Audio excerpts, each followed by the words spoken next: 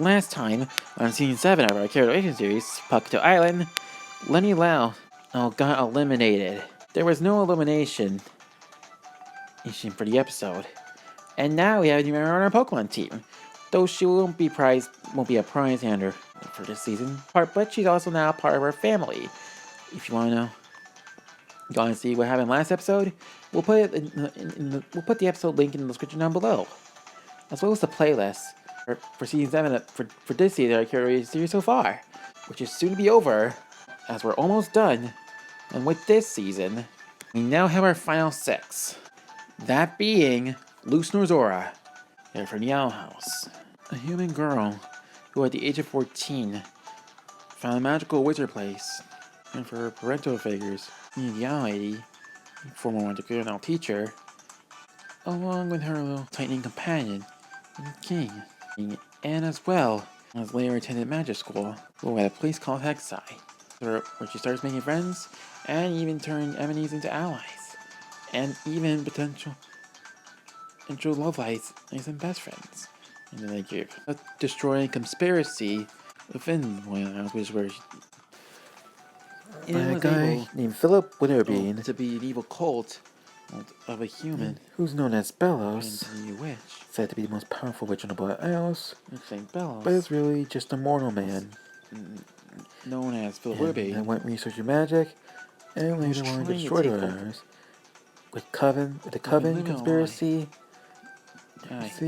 I use Coven to control magic, destroying all our magic, which would ultimately lead to the planet getting destroyed.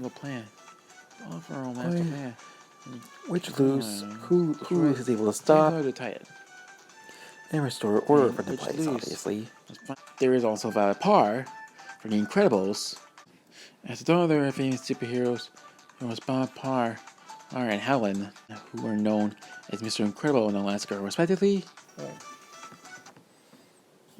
And she even competed in the first season of our Characterization series, believe it or not. Became a fan favorite by many. More in impact from this season than she did in season 1. As for the rest, and man, was she they consist of Forky. Then there's Forky, introduced from Toy Story in the previous 4th movie, and will return and is soon to come back in the 5th movie, obviously. Candlehead, one of the main 15 or 16 racers, users in Sugar Rush, that's usually found in Lucas Arcade, and that came the longest way, and alongside Forky, especially the Alliance Warrior and Juniper, have gotten the most character development out of all the contestants. Especially the Alliance Warrior and Juniper have gotten the most character development out of all the contestants. Oh yeah, and Elmo's in this season too, but he's also the debater and the most recent of them, and didn't get to do much. But it was nice having here, and he does bring a bit of personality and emotion to this season, and especially in the 3rd act of it, obviously. And yeah, and then there's Bluey, Christine Healer. We all know was a famous Disney Junior character in a show that ended up being just as loved by adults as it does for kids. That ended up being just and has become very popular to families, especially who are starting to start kids of their own and help them be parents as well. They are now at Final 6. And with that, for this episode, we're going to do something a little special for this occasion. And before starting the challenge, we'll be giving some interviews for each of the remaining 6 contestants in the game to see how they're doing the show, and how far they come, and how we'll win the show from here on out. Let's see what the guys say. Hello everyone, it's me, Bluey, Disney Junior's favorite Blue Poppy Furry winners as well. My dad and Uncle Stripe competed in this season too, but they didn't last long. But I didn't give up and survived many eliminations too. I even won a tiebreaker against Chappie the Mutton Fudge, and now here I am. I may have been in the bottom 2 a few times, but I definitely made my mark in this season. And it would be even more memorable if I win, so we'll see what happens. Hey guys, it's me, Luz Norzora. And this is going out to all the Owl House fans, and to my friends both in the Boy House and back home too. I don't know if I did that much this season, though I kinda did. And I was a team captain, for the teens. But you know the usual, making friends and enemies. It's like in my show now and then. But I don't mind if I don't win. What matters is how fantastic I did. And with the new friends I made, and how far I came throughout the season. So, yeah. Well, Elmo has not much to say because I only joined a few episodes ago, though it still was pretty good time, so what can I say except, may the best fan favorite character win. You know, guys, this wasn't my first time competing in a character creation series. In fact, the only season I was in was all the way back in season 1, and I was the debater. Well, I was the debater. You're a veteran. And from the first season, but still. And yet, I was actually doing even more, and I'm doing better. And I did even this season. And I was doing the first, where I didn't get much screen time. Than I did last season. Where in season 7, I really got to show my full potential. And even won a few challenges. And even get some victories here and there. Pokemon made some good friends. This is... And now... Challenges? You know what? If I don't win, I at least had you stop being a Pokemon trainer. You're a show for it. And to be honest, I was always curious to be a Pokemon trainer. Yeah, I'm already a superhero, but still, I've always been interested in Pokemon, Tamagotchi, you know. Won challenges. And I'm so stoked to see if I win this season or not, and how the finale will all turn out. And if anyone's watching this, I'm especially doing this for my family and all the superhero and all my friends and super friends from back home. And now, I'm ready to take on anything that comes next here in our life for all soon. And I'm excited. From Toy Story 4, which was very controversial even though it wasn't at the box office. Though it makes sense why some of you don't like me. Yet I was the first non-troublemaker to be eliminated, but then I rejoined the game and I never thought I'd make to the final 6. Like some of the other contestants who are still in the game.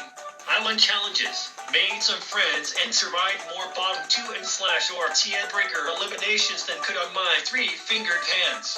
All mainly and especially after I rejoined the game and the first rejoin, knowing I didn't think make it this far. But I'm sure I can face anything now.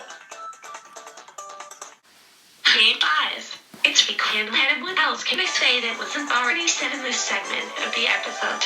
I made some great new friends, especially at Juniper, Martish, and Forky from Toy Story 4, which is underappreciated in my day, and I might have had the most character development out of everyone here.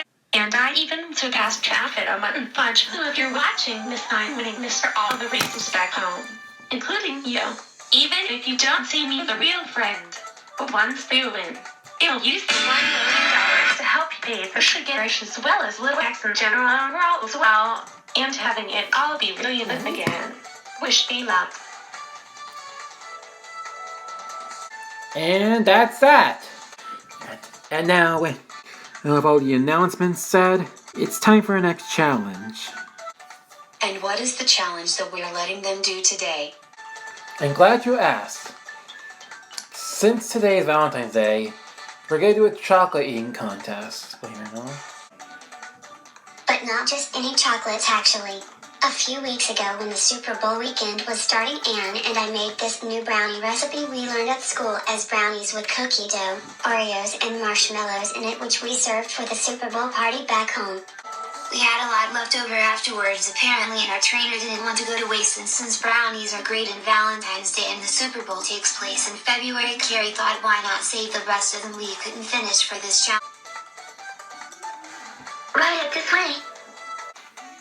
So obviously, the challenge is a brownie eating contest. One of the special brownies we made for the Super Bowl. They're very filling and super delicious. Those shots should be clear on this. If you end up rolling up while eating the brownies, you're out. The contestants that finishes their brownies without rolling up wins. On your mark. Get set. Go. Okay. And it looks like Elmo's taking the lead. It's like Bluey's in the lead. Elmo's slowly catching up. They're kind of tearing areas past by the Brownies. The loose end are time finishing them. And just getting there. But Forky is eating this. Uh-oh.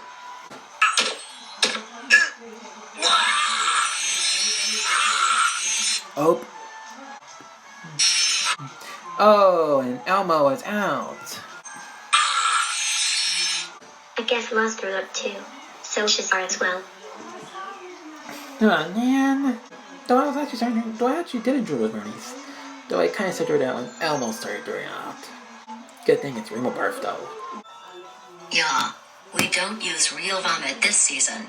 Not after what happened last season with the triple Gooberberry Sunrise incident. Bless. It way more cooler than real barf. Well, I'm mostly an inanimate object, so I can't eat that much. Well, I'm almost done. And they say chocolate makes dogs sick. Oh no. Damn it!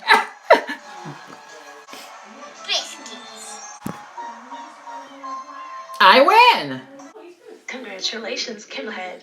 You won today's challenge. Well, I probably would have won the challenge.